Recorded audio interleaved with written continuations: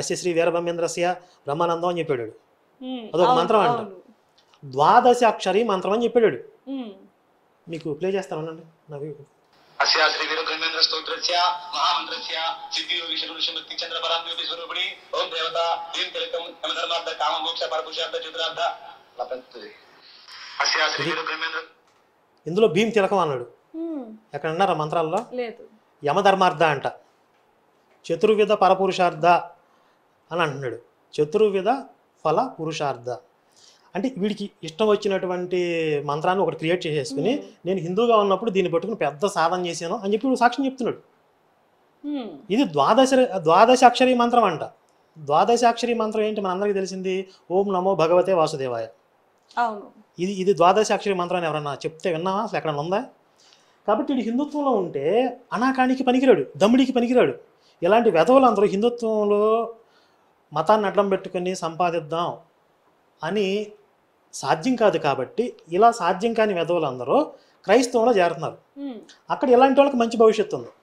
అంటే ఇప్పుడు మీరు అన్నట్టు ఇలాంటి సాక్ష్యాలు చాలా వరకు మనం చూసాం, వేల సంఖ్యలో వస్తూనే ఉన్నాయి. ఇలాంటి వీడియోలు కావచ్చు, లేకపోతే పాస్టర్లు మాట్లాడుతున్న పదజాలు, ఇష్టరహితంగా మాట్లాడుతున్న పరిస్థితి, ఉన్నత స్థానం అంటే ఒక పాస్టర్ని వాళ్ళు పవిత్రంగా చూసుకుంటున్నప్పటికీ కూడా ఇలాంటివి వస్తున్నప్పటికీ మరి ఎందుకని ప్రజలు వాళ్ళని ఎంకరేజ్ చేస్తున్నారంటారు? అదే చెప్తున్నా, అక్కడ లో ఐక్యూ లెవెల్స్ ఉన్నటువంటి పీపుల్ ఉన్నారు. వాళ్ళకు కూడా అదే స్థాయి, అంతకు మించి ఏమి ఉండదు. వాళ్ళు పైగా వాళ్ళు ప్రశ్నిస్తే మీరు దైవజనుడినే ప్రశ్నిస్తారా, మీ మీద శాపం వచ్చింది అంటాడు. శాపనార్థాలు పెడతారు. అవును, మనం ఇంకో వీడియో కూడా చూసామన్నా, అంటే దశమ భాగం ఇవ్వకపోతే కూడా యేసు శపిస్తాడు. పక్కా నెంబర్ 1 క్రిమినల్స్ అందరూ ఈరోజు పాస్టర్లుగా ఉన్నారు. మొన్న కొన్ని ఆడియో కాల్స్ కూడా పాస్టర్లకు సంబంధించి కొన్ని ఇప్పుడు తిరుగుతూ ఉన్నాయి. అందులో ఒక పాస్టర్ ఏమంటున్నాడు, ఈ ప్రవీణ్ పగడాల విషయంలో ఆయన హత్య చేసి బాగా హడావిడి చేశాడు. ఆయన ఏమంటున్నాడంటే, ప్రవీణ్ తాగుతాడు మాకు ముందే తెలుసు, మాకు కూడా తెలుసు, కానీ మేము అట్లా కావాలని ప్లాన్ చేసాం అంటున్నాడు. అంటే వీళ్ళకి ఒక ఎథిక్స్ అనేవి ఉండవు. అలాగే అతనంటే పాలిటిక్స్లోకి వచ్చి కోట్లాది రూపాయలు ఖర్చు పెట్టాలంట, నియోజకవర్గానికి 50 కోట్లు ఖర్చు పెట్టాలంట. 50 కోట్లు ఏం చేస్తాడు? అలాగే ముందు బాటిల్స్ పంచుదాం అంటున్నాడు. గెలిచిన తర్వాత ఒక సంతకం పెడితే 45 కోట్లు వస్తాయి అంటున్నాడు. అంటే వీళ్ళందరూ కూడా, ఈ క్రిమినల్స్ అందరూ, ఇలాంటి దురుద్దేశాలు ఉన్న క్రిమినల్స్ అందరూ కలిసి ఈ మతంలో చేరారు. అక్కడ ఉన్నటువంటి జనం కూడా అదే స్థాయిలో తగలడ్డారు. ఈ పాస్టర్ల ఆగడాలు ఆగేది ఎప్పుడు అంటారు? వాస్తవంగా అయితే నేను చేస్తున్న డిమాండ్ ఏంటంటే, భారతదేశాన్ని హిందూ దేశంగా ప్రకటించండి అనేది. హిందూ దేశంగా ప్రకటించినప్పుడు ఇలా హిందుత్వం గురించి నోటుకొచ్చినట్టు మాట్లాడే వెధవలందరికీ కొన్ని ఇస్లామిక్ దేశాల్లో శిక్షలు ఉంటాయి. కాలో చెయ్యో తీసేస్తారు, వీడు 4 కోసేయాలి. ఇప్పుడు కోట్లాది మంది స్త్రీల గురించి అంత అసభ్యంగా మాట్లాడిన వెధవ మళ్ళీ ఆడు బయట తిరగొచ్చు. అసలు ఇస్లామిక్ దేశాల్లో అమలు చేసినట్లు వీడు 4ని బహిరంగ అందరూ చూస్తుండగా కోసేయాలి. అలాంటి శిక్షలు ఉండాలి. అప్పుడే ఇలాంటి వెధవలు అందరూ కంట్రోల్ అవుతారు. మనం మల్లెపూలని దేవుడి దగ్గర పెడతాం, అవును, ముత్తైదువులకు ఇస్తూ ఉంటాం. ఇప్పుడు శుభకార్యాలప్పుడు అలంకరణకు వాడతారు, దైవ అలంకరణకి వాడతారు. ఇప్పుడు వీళ్ళు స్త్రీని చూస్తే కేవలం దానికే అన్నట్లుగా వీళ్ళ ఆలోచన ఉంటుంది. అలాగే పూలు పెట్టుకుంటే దానికే అని వీళ్ళ ఆలోచనలు. ఎందుకంటే అంతకు మించి ఎదగరు వీళ్ళు, అక్కడే తగలడతారు.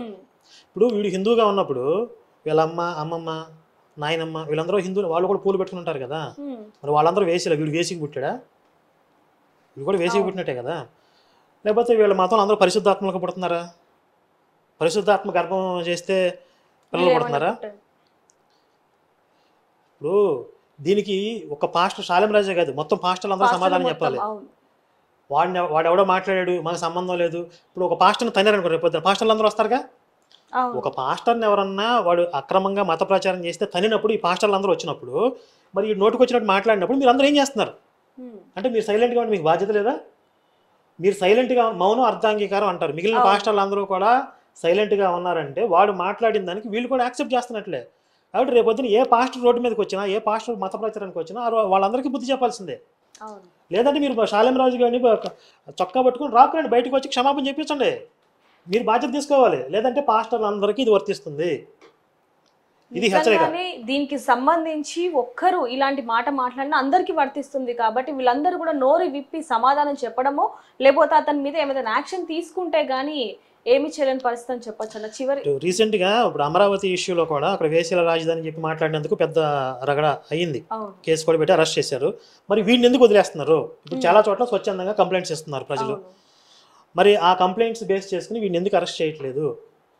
పొలిటికల్గా కూడా మేము ప్రభుత్వాన్ని డిమాండ్ చేస్తుంది ఏంటంటే, ఇలాంటి వెధవకి మీరు బుద్ధి చెప్పకుండా వదిలేస్తే కనుక వీళ్ళకి అచ్చోసిన ఆంబోతుల్లాగా మీరు లైసెన్స్ ఇచ్చినట్లే. రేపొద్దున ఇంకొంతమంది గాలి వేధవులు వచ్చి శాలేం రాజు కూడా ఎంత దారుణంగా మాట్లాడినా కానీ ఏం జరగలేదు, కాబట్టి మేము కూడా మాట్లాడతాం, ఇంకొంతమంది వెధవులు తయారయ్యే అవకాశం ఉంది.